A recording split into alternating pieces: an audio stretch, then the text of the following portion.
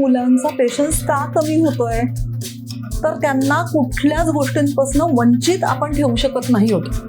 आपण भले उदाहरणं देतो त्यांना की आमच्या वेळेला हे नव्हतं, ते नव्हतं, आम्ही किती ऍडजस्ट केलं वगैरे वगैरे, पण मग आताचं वातावरण आपण त्यांना ते देतोय का, तर नाही देतो.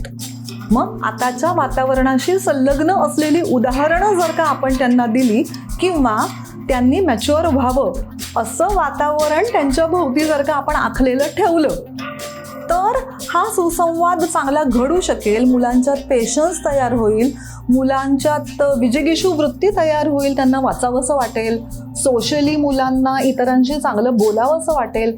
आणि याच्यासाठी फार मोठा काळ देण्याची आणि क्वालिटी पण देण्याची गरज आहे. आपण क्वालिटी टाईम नेहमी म्हणतो, तर तो फक्त वेळ बाहेर फिरायला जाताना म्हणजे मॉलमध्ये जाणं किंवा सुट्ट्यांच्या मध्ये महाराष्ट्रात किंवा महाराष्ट्राबाहेर देशाबाहेर फिरायला जाणं असं नाही आहे.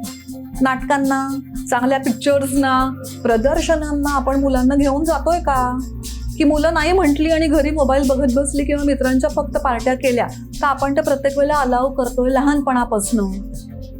तर ते थोडी घर म्हणून एक शिस्त पहिल्यापासून जर का ठेवलेली असेल तर पालकांच्यात आणि मुलांच्यात चांगला बॉन्ड तयार होऊ शकतो आणि त्याचा फायदा मुलांना पण आयुष्यभर होत राहतो आणि पालकांना पण मुलं बाहेर पडल्यानंतर एम्प्टी नेस्ट सिंड्रोम जाणवत नाही. कारण हा एक मोठा प्रकार आहे की इमोशन्स खूप आहेत बायकांच्यात, पुरुषांच्यातही, तर ते प्रेम काढायचं कुठे. मुलं प्रेम पण घ्यायला तयार नाहीत अशी स्थिती बऱ्याचदा दिसून येते, कारण त्यांना मोबाईलमधनं सो कॉल्ड सॅटिस्फॅक्शन मिळत आहे. संपूर्ण व्हिडिओ पाहण्यासाठी ओनली मानिनी चॅनलला जरूर भेट द्या.